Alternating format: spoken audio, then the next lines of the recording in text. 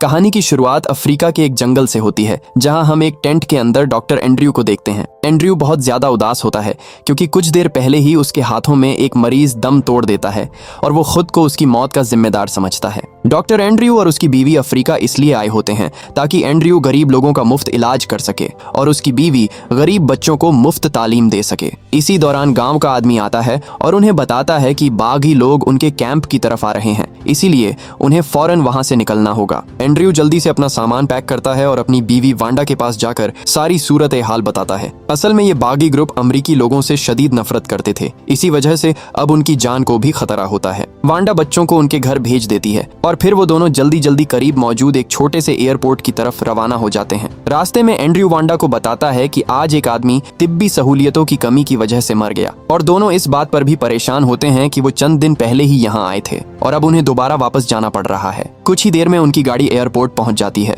इस जहाज के पायलट का नाम मैग्नस होता है और जहाज भी बहुत ज्यादा पुराना होता है। जब एंड्रयू पायलट से अमेरिका ले जाने की बात करता है तो पायलट दोनों से $20,000 मांगता है, जो बहुत ज्यादा होते हैं, लेकिन हालात की वजह से एंड्रयू मान जाता है। उनके साथ और भी 3 आदमी जा रहे होते हैं। जब वो अपना सामान जहाज में रखने लगते हैं तो पायलट उनका सामान नीचे फेंक देता है और कहता है कि आप लोगों ने सिर्फ सीट के पैसे दिए हैं, सामान ले जाने के नहीं। इस बात पर सबको बहुत गुस्सा आता है क्योंकि जब वो यहाँ आए थे तो दूसरे पायलट ने ऐसा नहीं किया था और न ही इतने ज्यादा पैसे लिए थे, लेकिन उनके पास कोई और रास्ता नहीं होता, इसलिए वो सामान के बगैर ही अमेरिका के निकल पड़ते हैं। जहाज के अंदर सीट बेल्ट तक ठीक हालत में नहीं होते। जब तमाम मुसाफिर आराम से बातें कर रहे होते हैं, अचानक जहाज को शदीद झटके लगने लगते हैं और सब लोग घबरा जाते हैं। जब एंड्रयू पायलट से वजह पूछता है तो वो कहता है कि ये सिर्फ टर्बुलेंस की वजह से हो रहा है और सबको अपनी सीटों पर बैठने को कहता है। अगले ही लम्हे जहाज का इंजन फेल हो जाता है और जहाज तेजी से नीचे गिरने लगता है। पायलट जहाज को काबू में करने की कोशिश करता है, लेकिन सिस्टम पूरी तरह से फेल हो चुका होता है। जहाज बुरी तरह क्रैश हो जाता है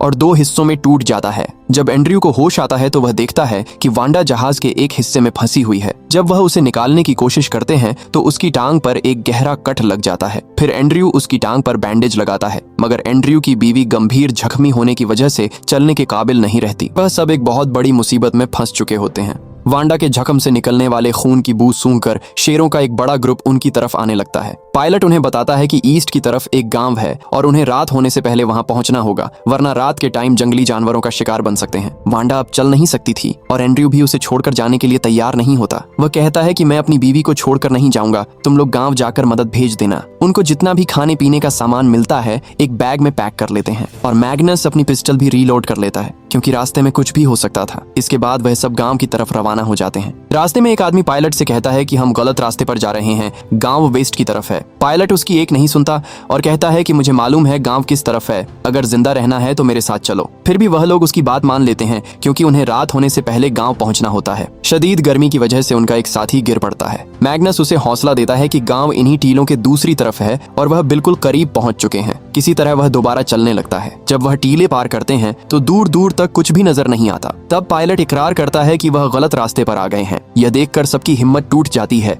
क्योंकि इतनी शदीद गर्मी में और सफर करना तकरीबन नामुमकिन था। दूसरी तरफ एंड्रयू और वांडा इस जंगल में बिल्कुल अकेले रह जाते हैं। जब वांडा को प्यास लगती है तो एंड्रयू डिब्बों में पानी ढूंढने लगता है, मगर एक बॉक्स में से उसे हाथी के दांत मिलते हैं। तब एंड्रयू को असली बात समझ में आती है। असल में मैग्नस हाथी के दांत चुपके से उस प्राइवेट जहाज में स्मगल कर रहा था। जहाज के हादसे की बड़ी वजह भी यही दांत बने, इसीलिए पायलट और सामान रखने की इजाजत नहीं दे रहा था। खून की बू सूंघकर एक शेर जहाज के करीब आ जाता है और वांडा को मार देता है। दूसरी तरफ एक आदमी मैग्नस की गलती पर बहुत ज्यादा गुस्से में आ जाता है। वह मैग्नस का पिस्तौल छीन लेता है और अकेला ही गांव को तलाश करने निकल पड़ता है। कुछ देर बाद ये तीनों दोबारा जहाज की तरफ वापस आने लगते हैं। जब वे जहाज के करीब पहुंचते हैं तो हर तरफ खून बिखरा हुआ नजर आता है। इसी वक्त एंड्रयू मैग्नस पर हमला कर देता है और उसे मारने लगता है, लेकिन ऐन वक्त पर केडा फ्लेयर गन चला देता है जिससे मैग्नस की जान बच जाती है। बाद में मैग्नस कहता है कि 3 लोग रात के टाइम केबिन के अंदर सो सकते हैं, लेकिन एक को बाहर रहना होगा। सब मिलकर फैसला करते हैं कि मैक्स नाम का लड़का बाहर रहेगा। मैक्स एक अमीर लड़का होता है। वह जियो से कहता है कि वह उसे $1 मिलियन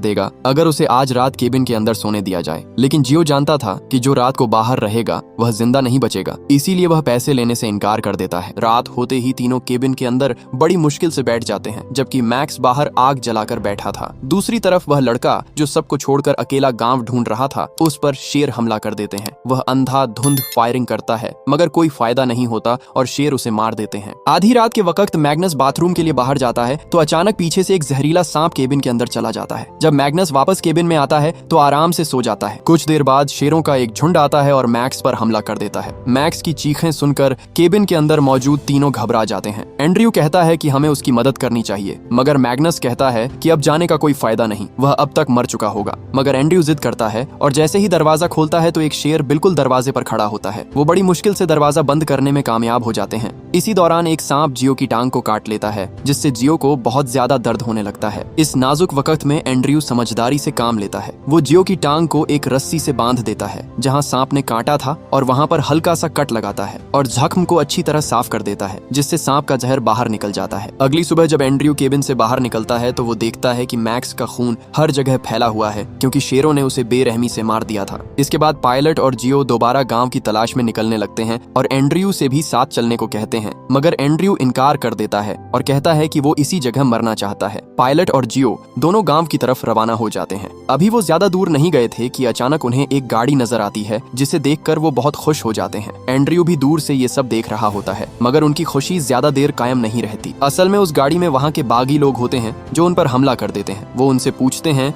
कि वो यहाँ क्या कर रहे हैं। मैग्नस उन्हें बताता है कि उनका जहाज क्रैश हो गया था इसीलिए वो यहाँ फंस गए हैं। जब बागी जहाज की तलाशी लेते हैं तो उन्हें हाथी के दांत मिलते हैं। चूंकि जियो उसी इलाके का रहने वाला होता है इसलिए बागियों को शक हो जाता है कि जियो भी उनके साथ मिला हुआ है। इस बात पर बागी बहुत गुस्से में आ जाते हैं और जियो को गोली मार देते हैं क्योंकि जंगल ही उनका घर होता है और वो किसी को जानवरों के साथ ऐसा करने की इजाजत नहीं देते। मैग्नस और एंड्रयू दोनों को कैदी बना लिया जाता है। बागियों का एक साथी गाड़ी लेकर चला जाता है मगर कई घंटे गुजरने के बावजूद जब वो वापस नहीं आता तो वो वहीं सो जाते हैं। इसी मौके का फायदा उठाते हुए मैग्नस और एंड्रयू एक छोटा सा मंसूबा बनाते हैं। मैग्नस आहिस्ता आहिस्ता एक आदमी के करीब जाकर उसे गिरा देता है जबकि एंड्रयू दूसरे आदमी को उसकी ही बंदूक से मार देता है। अब वो इन दोनों से तो आजाद हो जाते हैं मगर इस खतरनाक जंगल से निकलना और भी ज्यादा मुश्किल होता है। इसके बाद मैग्नस एंड्रयू के पास आता है और उससे कहता है इन सब का जिम्मेदार मैं हूँ, तुम्हारी बीवी और दूसरे लोग भी मेरी ही वजह से मारे गए। मैग्नस आगे कहता है चाहे कुछ भी हो जाए मैं तुम्हें इस जंगल से निकाल कर रहूंगा, चाहे इसमें मेरी जान ही क्यों न चली जाए। मैग्नस किसी न किसी तरह एंड्रयू को गांव की तरफ ले जाने लगता है।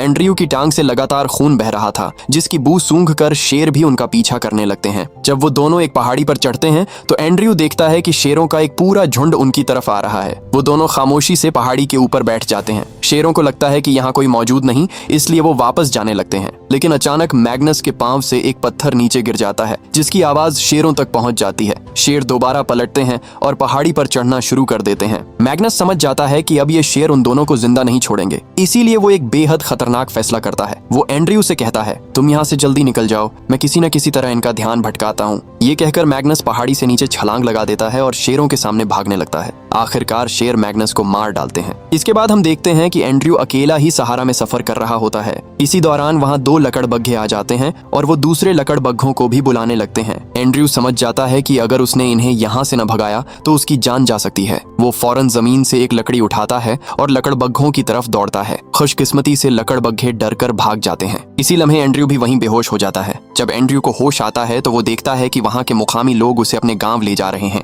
इस तरह एंड्रयू की जान बच जाती है। अगर आपको ये वीडियो पसंद आए तो लाइक और सब्सक्राइब जरूर करें।